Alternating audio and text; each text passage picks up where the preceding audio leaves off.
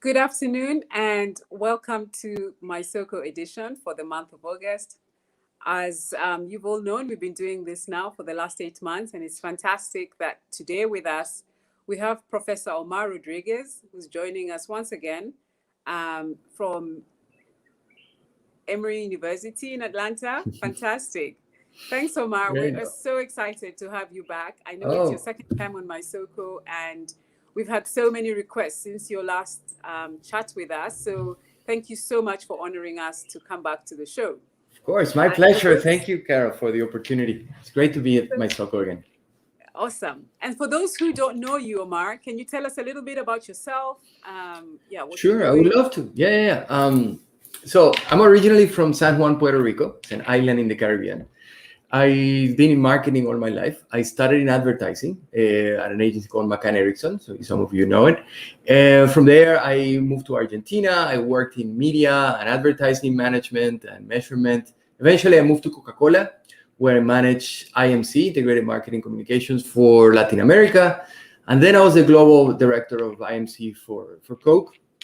And in that job, I had to deal a lot with measurement, and particularly understanding how do we explain the returns on the investments we're making in all kinds of marketing activities.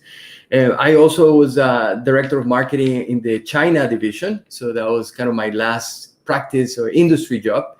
And from there, around 2008, I decided to change careers and to go into academia. So I left Coke. I did my PhD at Emory University. And then I started working at first at Georgia Tech, and then I'm back at Emory now as a professor of marketing practice, where I teach marketing strategy, I teach marketing consulting, and I do research in marketing capabilities and issues of sustainability, social purpose, and brands. Wow. Okay. So you're definitely the right person to be talking to across this idea of marketing, because you've been on both sides. Obviously, with your experience in media, one of the challenges that you've said we have right now is if you go before the CEO, the question you're going to have to answer is what is going to be the impact to the business of my marketing efforts. And so a lot of people were interested to find out around where do we start? Where do we start when we're thinking about measurement? Start with matrix. What do you think we need to start looking at first? Yeah, it's been a challenge that all of us that have been in marketing have had to endure. And I almost think of us as kind of in evolutionary terms. Like we're all working to try to get better answers to that same question, right? And our answers 20 years ago and our answers today are much better, but still probably not where they could be. And I would like to answer that by starting to discuss the problem. And I think there are 4 problems. The first problem is just the availability of data, right? Which will vary tremendously from industry to industry. If you're a direct-to-consumer company working exclusively or primarily in digital channels, you're really operating in a different world than a traditional CPG company working through, retailers and relying on Nielsen reports that come in once a quarter. So you're really living in a different world. So the discussion about measurement is a different discussion. The second one is actually the analytics skills themselves. So analytics modeling have become increasingly sophisticated. And that is something that you could have the data. You could have more data than you know what to do with. Right now, maybe in some cases, but we may not have the right skills to actually turn that data into understanding of causal relationships, that the ones that we're trying to understand, right? So I think that's challenge number 2. Challenge number 3, and I think it's probably the most important one, and this is my straight answer to you, which is where to start, is you need a framework for how growth happens in the industry or in the client that you're trying to serve, to help. Because measurement by itself, it's really about understanding the causal relationships that generated an outcome. So before you understand that causal relationship, you need a model. You need, and by a model, I mean you need a theory of growth. So is it that? So and then there are 2 general theories of growth right now competing in the market. There is you build brands to sell, brand to sell. That's theory number one. That one has been around for many years. I actually was part of that when I was a coach. Then there is the opposite theory of growth. You sell to brand. To brand, exactly. Yes, meaning all you need to do is get your product in consumers' hands more often as they enjoy and that you delight them with the quality of your service, then you will build a brand. So you don't have to invest in brand now. You just have to, you sell in order to brand or you brand in order to sell. Those are very two different models of understanding growth. But I think what matters here is that you are, for a specific industry at a specific moment in time, how is it that growth happens? Because ultimately that's what we do in marketing. We stimulate customer demand. So, and once you map that out, once you have, so maybe it is through the AIDA model, right? Awareness and interest and attraction, demand, whatever model it is, have a model. Without a model, you're lost. You're just looking at numbers. No, seriously. And oftentimes we don't question the model we're using. Right. Once you have that model, then you can start having a conversation about how do we connect the dots. I really like that idea of saying first you've got to have a framework, because if we don't have the framework, where do we even start to determine whether we want to measure awareness and what the impact of that awareness is going to be to my sales? And so what tactics am I going to use to be able to figure out whether that's what I need to be doing in the first place? Yes. And sometimes, I mean, typical, right? Like the managers that have the P&L responsibility on their shoulders, they may not care about the details. They know they're giving you some money and they want money back. They want money back that's higher than the money they gave you. And they don't care about the details, but you need to care about the details. So what is the process by which this money, if let's say we talk about awareness, leads to higher awareness, where under what conditions would higher awareness generate greater sales? Maybe you won't see that in the general marketplace. Maybe you will only see it among the acquisition side. So I increase acquisition. In total, you maybe saw no impact. But then when you look at it only about new customers, maybe there you see an impact. So that's why you need to have the model in place. And the acquisition, development, retention framework, it's a very common one, particularly among performance marketers. It's a very useful one, but it's always possible. It just depends on what data you have. So you need to have a model, and then you have to think, what data do I have that to measure? So you raise an interesting point, because in performance marketing now, we have a whole new set of metrics that we're measuring all over again that we didn't have traditionally. Mm-hmm. And so how do you marry those two things together? Because if somebody says, okay, I've got impressions or I've got likes or, just the vanity metrics, I can't see personally what that says in terms of how does that translate into a specific return. Yeah. I mean, the whole notion of performance marketing, which was basically invented by the digital marketers, it's the idea that you invest in marketing based on the outcomes that you're getting. Mm-hmm. So that is the closest to what we're talking about, like being able to understand the return on investment so well that you know in what channels to invest and in what message to invest and in what kind of promotion to invest, because that yield a higher result. That is nirvana in a way. The problem is that the problem is that our ability to understand that causal relationship right now tends to be exclusively in digital channels, to be honest, and in even some digital channels. So we are not really having a holistic understanding of how that relationship with the customer is building over time. And then there are other maybe less tangible metrics that we know matter to that relationship, like brand associations and brand connections, that are not in the performance marketer kind of metric system, right? So they get ignored, and oftentimes they could be undermined, and that can be a problem. But I think performance marketing from a metrics perspective is the best thing that could have happened to us, because it, at least in one part of the pie, we are able to have a conversation with the CFO in the same way that the CFOs would have other investment conversations, right? When they're talking about opening a new plant or entering a new market, they're looking at NPVs and ROIs.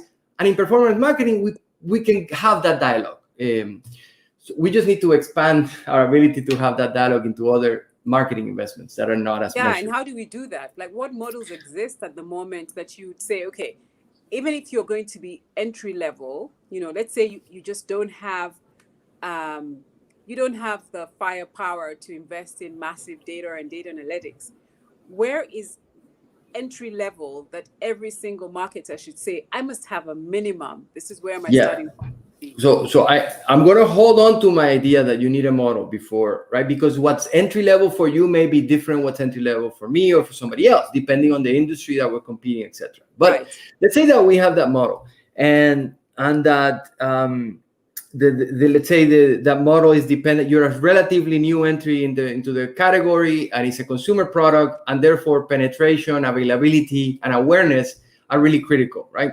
Right. So once you identify what are the variables that are important to drive growth in that particular life cycle of your product, then you have to do like an audit analysis of where do I have signals and where am I flying blind? So I have the model with all the different steps that may be involved in driving growth. And I'm only having signals right now. I can measure awareness, I can measure availability, and I can measure trial. But everywhere else, I am flying blind. I don't have any data, right? That to me is a great start because at least you know where your blind spots are and you know what can you use to optimize for now beyond outputs. Like you don't want to optimize on outputs if you can. By outputs, I mean like reach or even likes. Like you don't want to optimize on that. You want to optimize on outcomes, right? Correct. Right? Even if it's an indirect outcome like awareness, at least it's a market-facing outcome, right? Right. And I think that the piece that sometimes we don't use enough in trying to understand relationships is experiments.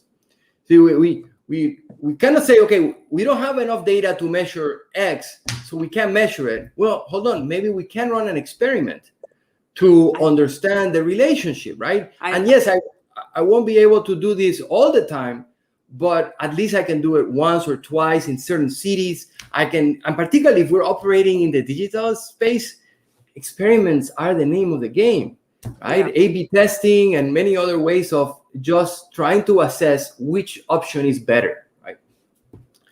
So I think it's embracing experiments. It's a big deal. It's a big part of improving your metric system. I think that's such an important thing to bring to the table, because the idea of experimenting in the middle of running something that you've already determined is very, it's not intuitive. It's like, okay, stop everything. We're just going to do a couple of tests right now to see whether we're doing the right thing. And what happens is that, we kind of get to the end of the program and then we look backwards. So how do we build that discipline? I love that. It goes back, it's almost in the brief. See, at least I'll tell you how I did it when I was a Coke. When I was a Coke, almost every program I was involved in had a learning objective. Nice. So yeah, we have a sales objective, of course, and we have maybe some brand objectives. I always added a learning goal. And that learning goal was connected to some form of measurement that right now was in our blind spot area. So let's say we want to a big one at that time was understanding outdoor and how outdoor messaging it's a big one. It may still be because it was hard, right? So therefore, when we plan the program, when we work with the agency, we had that learning objective in the mind and say, okay, now given this campaign, how are we going to manage the investments so that we can do at least one experiment on this one question we have, which is, which outdoor creative is working better? If it's one that focuses on the functionality or one that focuses on the emotion, right? All right, and then embedded in the plan, we had in the same city, maybe we separated, the messages into different parts and we sent people to interview. Like we added a little bit to it, but after every plan, we just became a little bit smarter about what worked better, right? Which ultimately is the goal of the measurement. The measurement is there to help us optimize the resource, right? The goal is not the measure itself, is what you do with it. Correct. And I think that one of the things as well, as you're talking around the idea of experimenting, is actually allocating experimentation into a marketing budget all the time. To say, look, this is just, we're not going to see immediate results with this, but it's going to make us better the next time and better, so that we're building effectiveness over time. Because I think right now we're so focused on efficiency. And because we're so focused on efficiency, I think we're losing out on this idea of learning and building experiments as we go along. I agree, but here's the caveat. Here's the kind of the tricky thing. This was my experience. We were really good at saying, this is a pilot. Give me 10% of the budget. Give me 5% of the budget. This is a pilot. This is an experiment. But where we fell short was in closing the loop.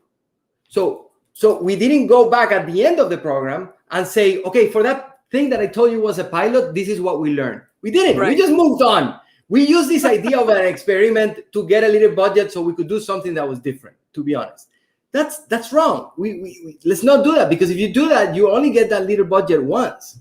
And that's it. That's it. So honestly, treat it like R&D. It is marketing R&D.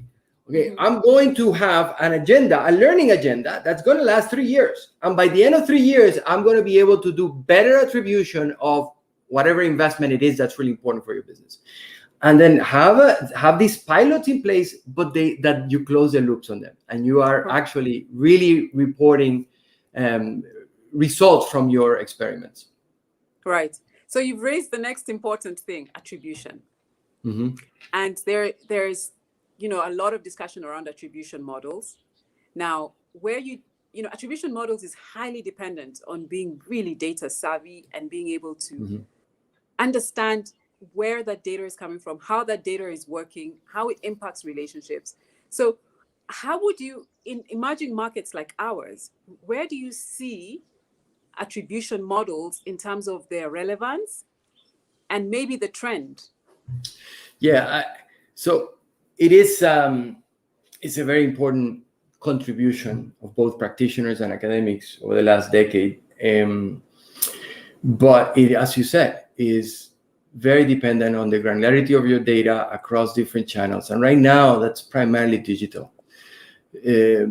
I don't know. I mean, I can tell you for Latin America, for instance, digital channels are important, really important, but you still need television and you still need radio and you still need, some of the less measured investments as well. It's not like the market has moved completely to a digital ecosystem.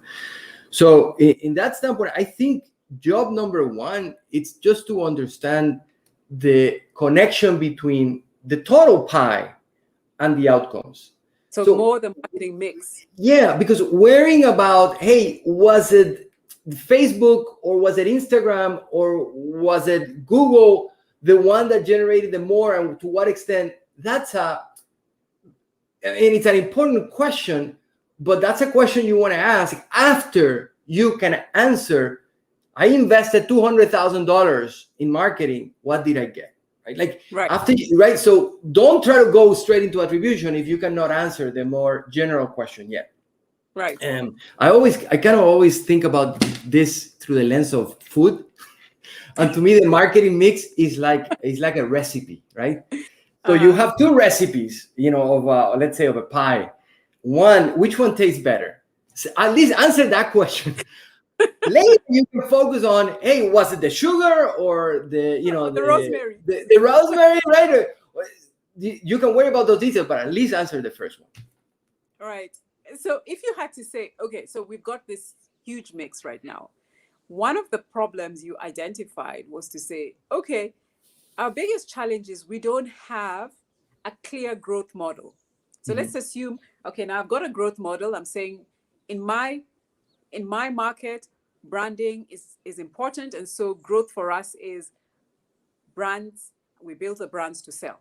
Mm-hmm. So this is my starting point. We build the brands to sell.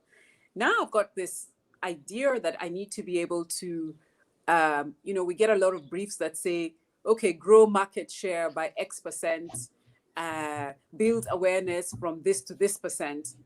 And that's the brief. Yeah. And I've got to be able to come back to you as an agency partner to say, okay, how exactly did I, in this particular initiative, give you market share growth? Mm-hmm. I love that question.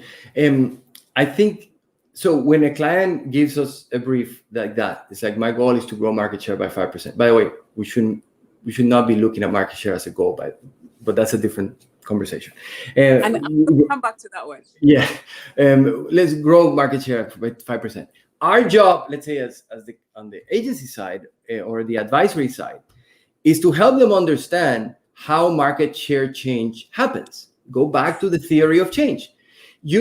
So don't get paralyzed and say, I don't know. I mean, like, I have advertising money and you want market share. What's in the middle? You need to build that theory of change. This is what nonprofit organizations do all the time. When they get grants, they need a theory of change. How are you going to use this money to increase the number of people that are getting vaccinated, or increase or change behaviors in the market?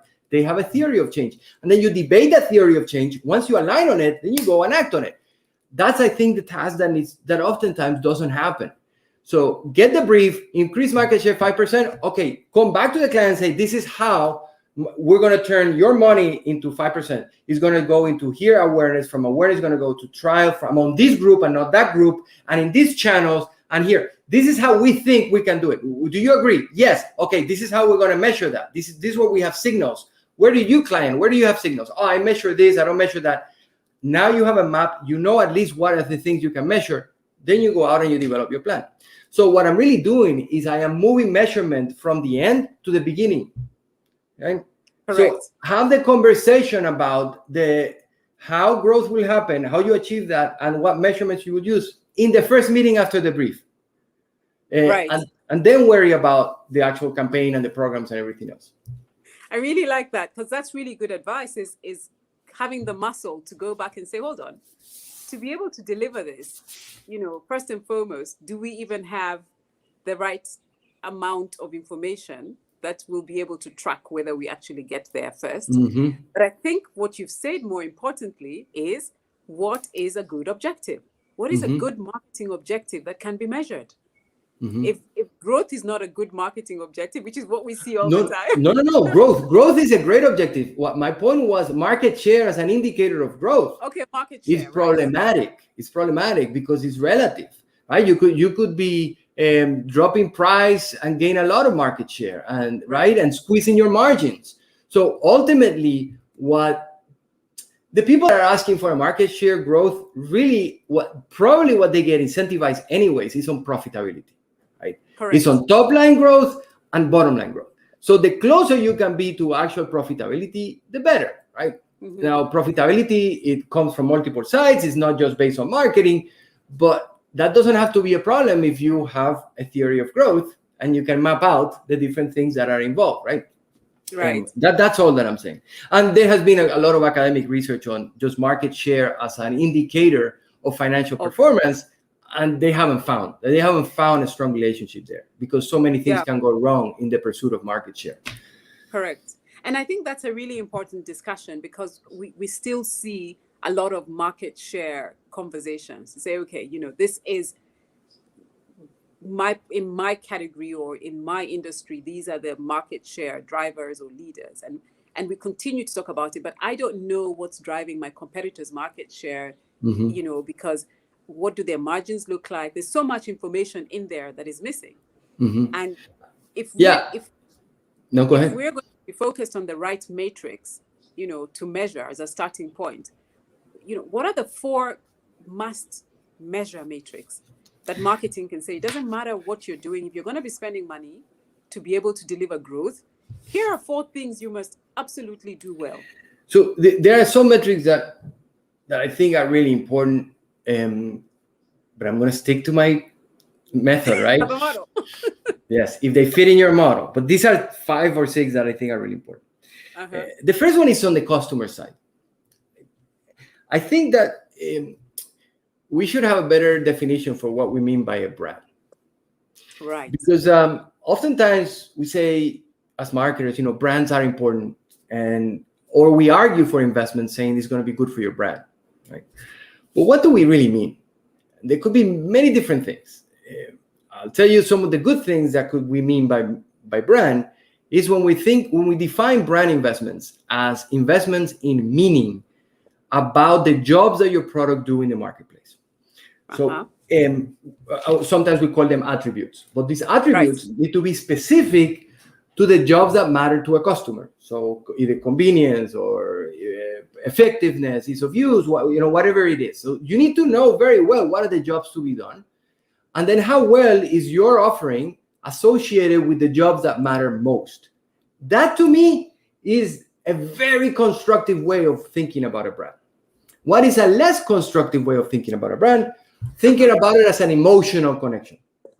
And this comes from somebody that spent a lot of years measuring brand love at Coke. Exactly, I was going to say. But I will tell you this, the problem with the emotional connection kind of way of thinking about a brand is that it's not generalizable enough. Yes, it's true that there are a few categories for a few customer groups where products for some customers kind of get to that level, and it is important to measure it. Coke maybe one, Nike maybe another, but it's not like broad-based. You're working with an airline. That's not really what's going to move your business. You're working with a hotel chain. So the thinking about brand through an emotional side, I feel like it's too narrow.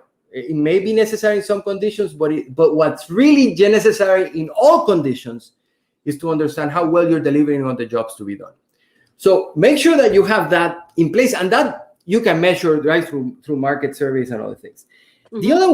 The other one that's really important, and again, this is hard sometimes if you're not a direct-to-consumer company, is churn rate or retention rate. See, the more knowledge we have about the way the customer relationship works to create profitability and value for companies, the more we realize that it is a lot more effective to retain your customers than to gain new ones. Like the cost of getting a new customer is a lot higher, but if you keep your customers for longer, it's better, much better for your financial outcomes. So therefore, understanding your churn rate or your retention rate, how many customers are you losing and how often? Clearly, this might be more relevant for subscription services in some categories than others, but what is the equivalent of retention rate in your category? That would be a very important pursuit, right? And if you don't know right now what is your retention rate, that would be an important aspect to add to your marketing R&D agenda, because it's so connected to financial outcomes.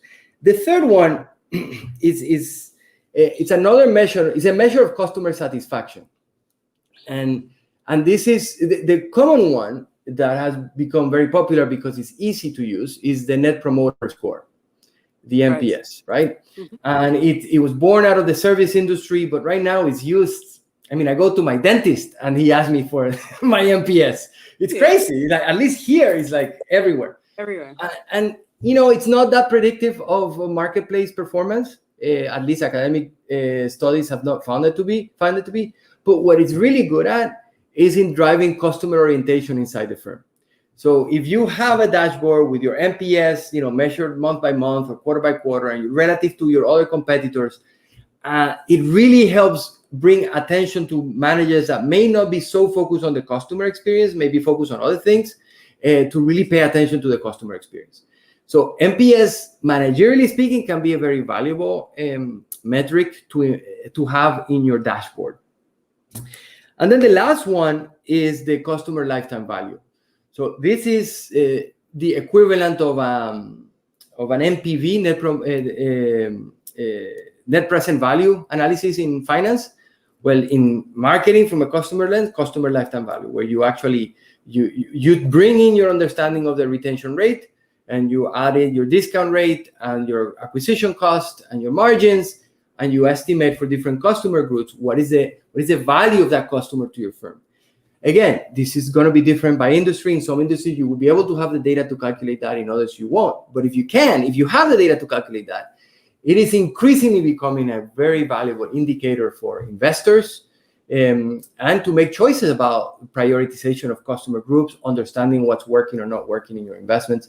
So I think those are the ones that kind of come top mind. I'll stop there. How do you see that playing a CPG space? CLV, you mean? CPG. Customer customer lifetime value. So in CPG, you could probably calculate it at a segment level. Like if you're a digital company, you have it for each customer, right? Probably, right? Maybe not all, but if you have a good data infrastructure, you will. That's great, right? But if not, at the CPG level, you might be able to estimate different segments of the populations, right? At population level, how good is our retention among younger consumers, male consumers, female consumers, right? Got it. Right? So at least that's better than not having it. And the important thing about it is that it's a future metric. Like so many metrics in marketing are kind of backward facing, right? But CLV forces you to make certain informed assumptions about the future, and then bring that information into your investment prioritization. Okay, that makes a lot of sense. And, one of the things, again, that we were going back to was to say, so obviously, as you're going through that model, what I'm hearing you say is, not only do you need a model to understand where your growth is coming from in terms of what you need to do, then you've got to layer it to say, okay, who is my customer? And what's my customer's job to be done? And all these things must happen beforehand. And then what I'm hearing you say is actually, on top of that, you actually need a measurement strategy. Yes, I love the way you put measurement and strategy together, because oftentimes we don't. But I think you're 100% right. You need a data strategy, which means, okay, where am I flying blind? Where can I get new signals? And if there's one thing that technology has given us, is the ability to create new data, new market signals about consumer behavior, right? That before we were relying only in auditing companies. So, right. So that's why this is R&D work, because even you may not have data for it today, you may not be able to know customer behavior in some parts of the journey, but there might be ways you can partner or create an app or create a program that allows you to get visibility or get signals on that. In fact, you may be able to say, you know what, I'm not going to make a lot of money selling this product online, but I'm just going to do it because by selling it online as well, I can get signals on what's working or not, right? I can get signals about conversion rates. And therefore, that investment is primarily to strengthen your understanding of what's working, to help you optimize the rest of the investments, right? So that's going back to your point. That is part of having a measurement strategy. You need to tackle it in a very creative and innovative kind of approach. So if you had to say, so we've got two kind of audiences right now. I'm a brand manager that's sitting. I'm responsible for delivering growth on my brand. And now I have my advisory or agency partners, and I'm briefing them to help me through this journey. How do you see this relationship working in creating better systems for measurement, like from the very beginning? I think it needs to start by having a conversation where we both agree. Let's say that I'm the agency and you're the brand manager, right? Mm-hmm. And you gave me the brief, and I come back, and the first conversation we're going to have is this theory of change conversation and these signals. That this is what we can measure, this is what we cannot measure, and where can we raise the bar? Is there any data? Is there any experiment? Is there any information we can use to measure one more thing that right now we're not being able to measure? Oh, maybe we can. Maybe we can partner with Nielsen and get this additional data. Or maybe we cannot. But at least we agree that there are some investments where we're flying blind and some investment where we're going to do measure. And this is how we're going to use certain metrics to get to assess if this worked. It's not about being perfect. It's about being better. So I still may not be able to answer you're going to get $10 for the $5 you gave me, but I'll be able to get closer to that. What matters is to have that conversation at the beginning, and that your client is part of the effort of measuring together, right? Measuring is not just the job of the agency. It's the job of both. The client has access to data that the agency doesn't have, and vice versa. So in that task, we need to join hands. At least that was my approach when I was a coach. Did it work? Of course, because what's the alternative? That I say is the agency's problem and I walk away. That doesn't work. What are they going to do? See, if I am holding 70-80% of the data, right? That's crazy to me. You need, and then it creates issues of transparency. It brings issues of trust. Why do you want to do that in a relationship that's so important to building your business? No.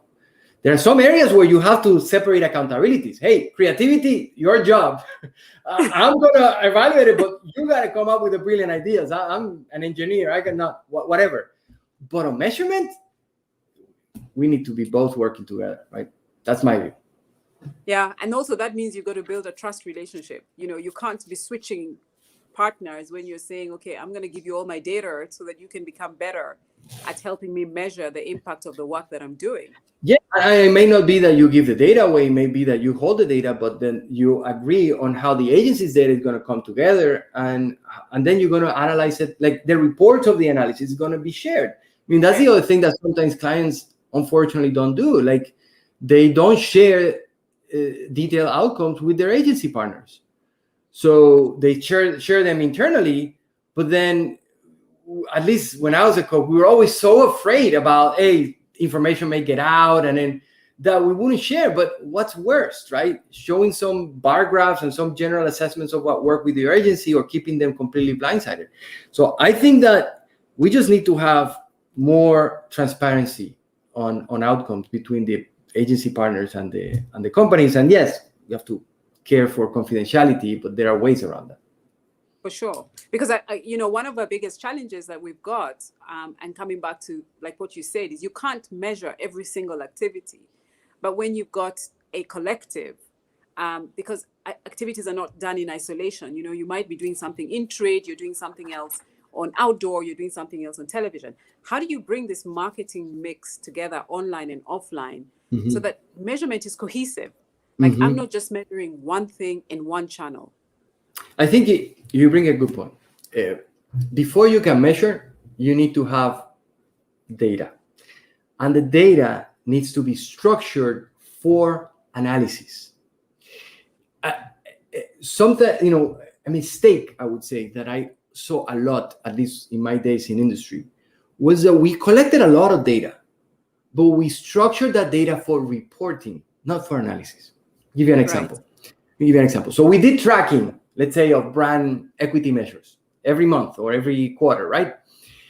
And the main question we ask is, we wanted to see a line over time. Is our awareness going up? Moving, right?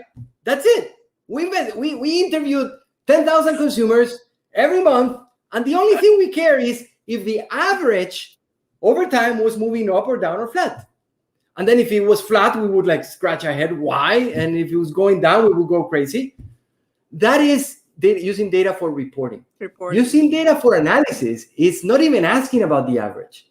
It's going at the 5,000 consumers and actually trying to understand, by using regression models or multivariate models, under what conditions different things are working, right? That's correct. That's analytics.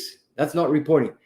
And the problem we had at Coke is that we have more data than we could probably use, but it was mostly, if not all, for reporting. So it lived in different places. Different people used it for reporting their own KPIs. And the true insight would come if you integrated all that data into one set that was structured for analytics, not for reporting. I did that for a project I did, trying to study what separated winning business units that were growing from business units that were not growing. I studied 45 different business units. It took me a year and a half to integrate the data set in a way that I could look at profitability, revenue, brand measures, costs, investments, because it was all over the place. And sometimes, that is our problem number one. Go back to your measurement strategy. Well, one branch of that is, what's the state of your data? Because you may have it, but if it's not integrated, you can't use it. And so is that an opportunity to kind of say, okay, let's just bring all this data together and really do a proper analytics? It's a huge opportunity. Now, there are whole businesses. Salesforce, one of the biggest business, is basically help you build a data lake and connect the data from the customer from different sources into one. I think there are more sophisticated ways of doing. There are tools and platforms available, but you don't even need to go all the way there. Just make sure that, first of all, who are the different people that have different sources of data that connect to understanding if marketing is working and how. Right. And then spend some time with somebody that it doesn't have to be a data scientist, but somebody that understands the analytics side that can help you restructure the data for analysis, integrate it in the right way. Sometimes it's different unit of analysis, different sources. So there are methods to do this, but it's not straightforward either. But it's an important investment of time, I think. Are you seeing a shift? Obviously markets are different. Costs are obviously constantly a consideration. But are you seeing a shift in that understanding that people are saying, okay, we've got all this data that's disparate because it's sitting in so many different places, and need to start being smart at what we're doing with this information? I think there's a huge shift. I mean, at least I see it here. In fact, the whole discipline of data science has been created over the past 10 years. This is not something only impacted marketing. It's impacting anywhere where data is being created by digital channels, particularly mobile phones, right? Smartphones have become the most important data generation engine of our times. And that's being used for governments, for private sector, for all kinds, right? And the moment you're operating with big data, you really need to understand how to integrate it, how to handle it, how to analyze it. So yes, it's more and more part of what marketers need to do, having this what you call a measurement strategy. So now you've told us we've got to have a model, we've got to have a measurement strategy. Start with the model. Job number one, how growth happens in my industry. What are the factors that I play in the middle? And agree with your client on that model, because they may see it differently, right? Agree. These are the interim factors. The awareness drives trial. The trial may drive some frequency, some repeats, but we might lose some people too. That's a very simple model, right? But maybe that's the one you can measure right now. Then I understand the signals that you can measure from the model, and the ones you cannot. So at least you know where you're flying blind. You're not making wrong attributions. You're not saying, oh, awareness went up 10%, therefore that's why we grew. Well, no, because you're flying blind in the middle of those two, right? Right. I really like the idea of a model. Do you have any other sort of suggestions or any other insights around how to build these models, or maybe reference points that people can go to say, okay, if really I need to do a brief, every brief must come with a model? I think so. I think that's a great idea. This is this investment is to drive this part of the growth agenda, is to drive awareness among non-users. This program is to drive repeat purchase among customers that are leaving us, right? Like, be specific about the customer type and the behavioral change. Then the more likely your agency is going to come up with solutions that are going to help you grow your business. The more ambiguous you are, the more general you are, the harder the job of your agency. It's like, it's hard to complain later on that the results are not there if you made it so hard. See, one thing that just kind of thinking about what oftentimes doesn't get done, but it's valuable too. I want to go back to the conversation we're having about brands and how to measure them. And sometimes one thing we don't measure about brands. So I talked to you about measuring the jobs to be done, right? Right. But oftentimes we tend to measure only the positive aspects of that relationship. So let's say in my worlds of Coke, it was refreshment and energy. And so those are all positive attributes. And we wanted to know to what extent people are associating my brand with energy, gives me energy, or I find it refreshing, or it tastes great. Those are good. But what we never did was to look at the negative attributes. So sugar content contributes to obesity, pollutes the environment. Those are negative associations that I'm giving you an example of Coke, but they would exist. They probably exist in every category. Figure out what those are and measure them too. Because if you don't measure the negative side, you're going to start seeing an erosion in your business over time, and you won't be able to explain it.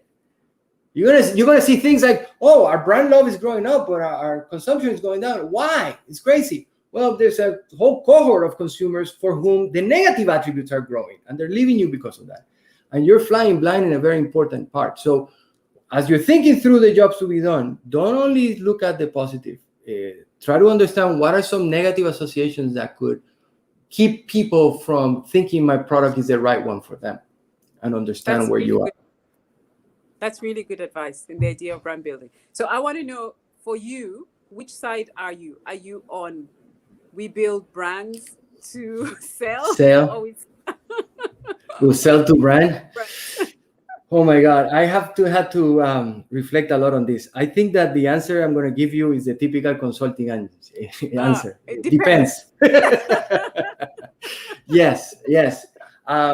But frankly, if I was starting a new business, okay, let me put myself in the pressure point, and it was my money, and I was, my livelihood depending on succeeding, I would be a sell to brand, because I'm hard pressed to think of a business that is successful that didn't start that way. I mean, most businesses, when they start, they have limited resources.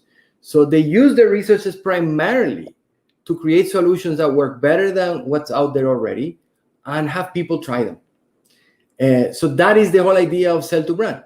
And if I think about Airbnb or Uber or a lot of the last wave of unicorns and successful technology companies, a lot of them have done that. They created better solutions that are more convenient, easier to use, cheaper, and they just put them in our hands very easily and asked them to use them. And as we use them, we started talking about them. We started falling in love with them because they made our life better. And then kind of a brand emerged.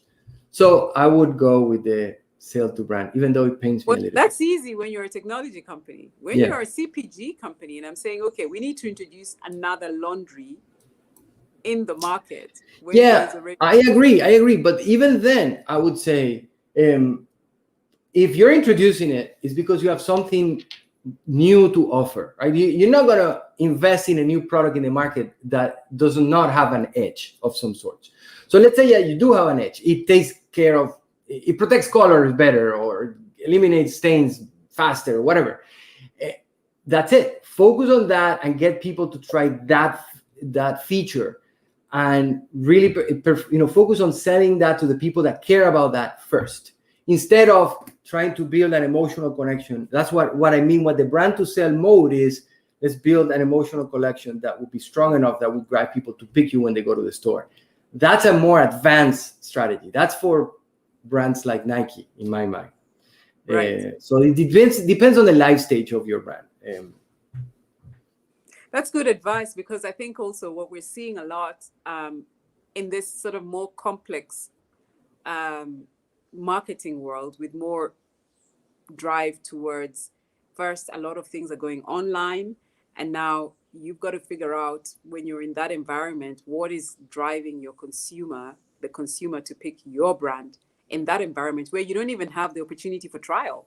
Where there's no, it's there. So what's going to build that experience for you? So you're going to have something that is compelling enough to even make somebody want to pick you first. Yeah. So I get the sense of, okay, put it out there, sell, and then make sure you can sell. I'll tell you, Carol, I remember in my days in industry, we did a lot of marketing mix model analysis to try to understand the return on marketing investments. And the better and better we got with it, we as marketers had to confront the reality that in most cases, not in every market, but in a lot of markets, it was the operational variables that had the biggest impact on revenue growth. For instance, the expansion of cold drink equipment in a particular city that made cold beverages more available. That had a huge impact, right, on our growth. The trial of our products. So sampling is huge.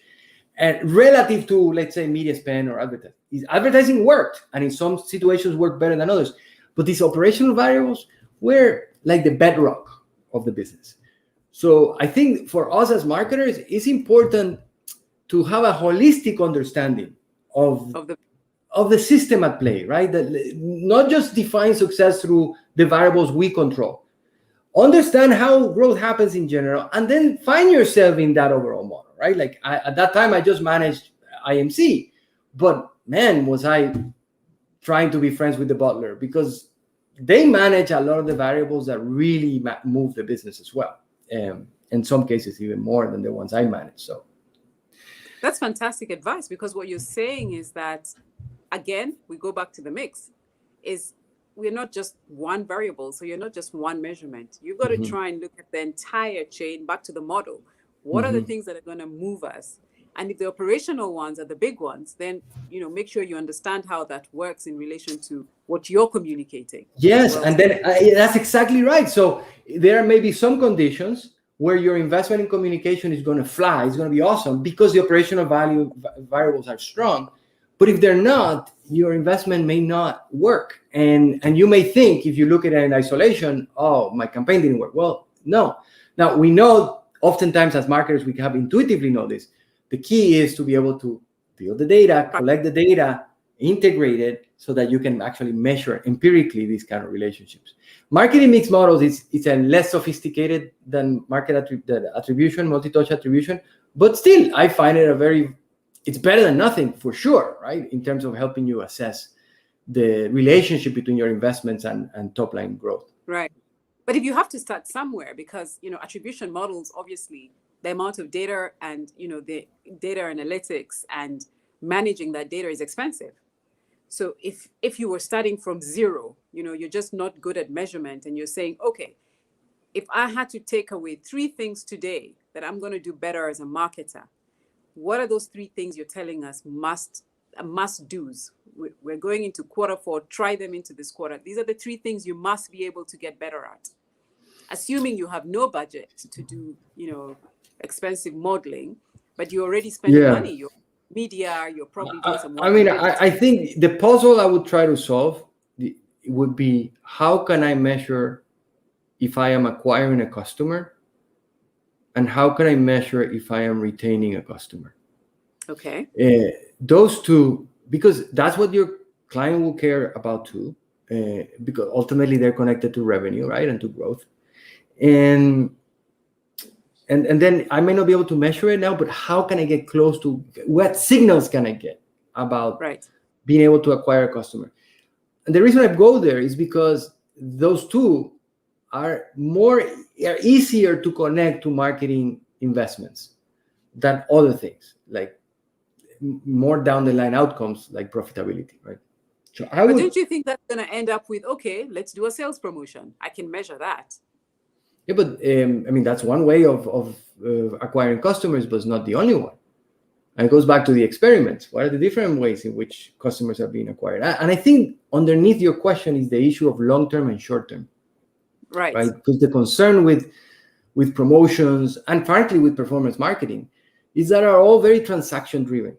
And we know that to grow a business over time, you need transactions, but you need relationships, right?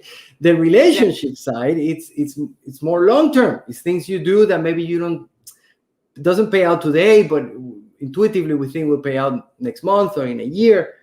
And while that is true, and while our science in marketing has become better at measuring long-term effects of advertising and other things, I think it's a hard place to go if you don't have any measurements, right?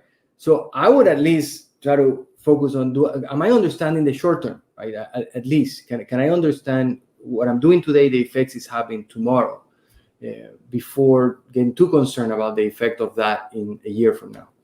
The last thing I would suggest is there is research out there that has studied some of these questions. Go get it and use it for reference. So there's plenty of academic studies that have looked at the long-term effects of advertising. And there are meta-analyses that have looked at, on average, what is the elasticity of advertising investments in different markets. Those things can at least give you benchmarks. They can give you direction, right? So you can, and actually there's a meta-analysis that was published last year in the Journal of Marketing looking at dozens of advertising studies around the world and looking at the relationship between advertising spend, creativity, and revenue performance. Again, I think that there's a lot that's already out there that agencies and clients can use to at least get direction. Yeah, and I think that's really good advice because, at the end of the day, I find that we're increasingly working in a more complex marketing environment. Just the omni-channel environment is making it so much more complex in terms of trying to determine first, even where am I going to put my money and my effort? And then once I've put it there, how do I make sure that it is showing a business return through my measurement? And how do I make sure that over time I can track what I'm doing, both in the short and in the long term? And where do you see the profession going in just getting really smarter and tighter at things like these? Well, before I answer that, I think it's an important question, but I wanted to complete the picture I said earlier. Let's say promotions. And I worried about overinvesting in promotions when I was in industry a lot because I thought they didn't focus on the relationship. It was more transactional. How do I demonstrate to the people that own the resources that that is a concern? If you measure acquisition and retention, you can get a sense. So my retention rates would go down significantly if I start relying heavily on promotions to drive sales. Right. And that's a problem. As I told you earlier, retention is the biggest driver of financial value for most businesses. So that sounds alarm bells, right? So again, going back to at least if you have some signals, in this case, the retention rate, you can make the connection between solely relying on short-term stimuli and actually the health of your business this year. You don't have to argue for 3 years from now.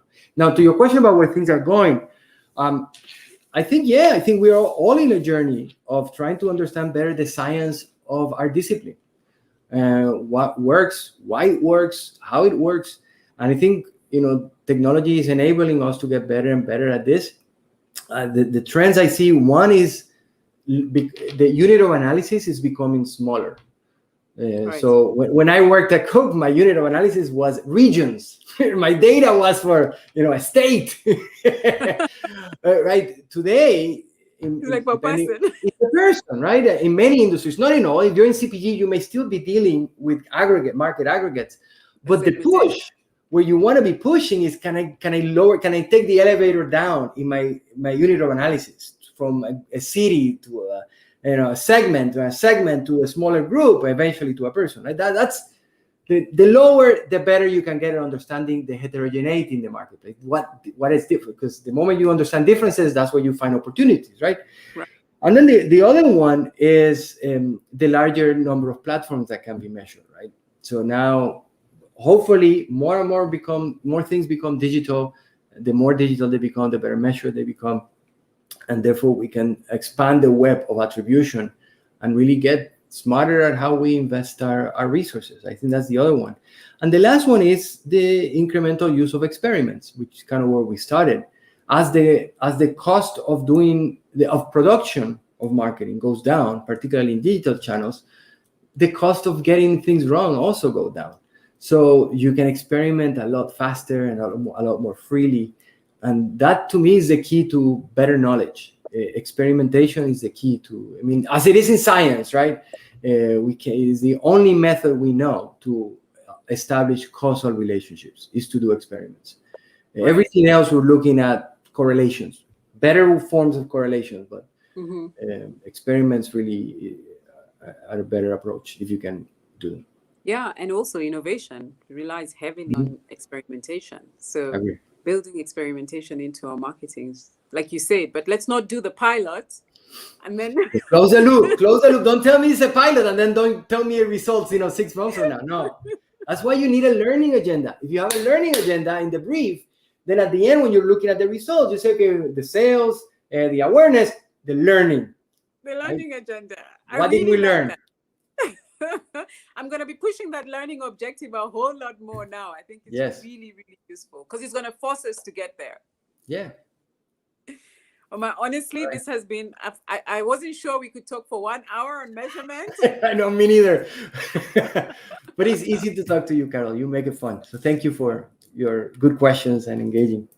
No, thank you. Thank you so much for your time. We really, really appreciate it.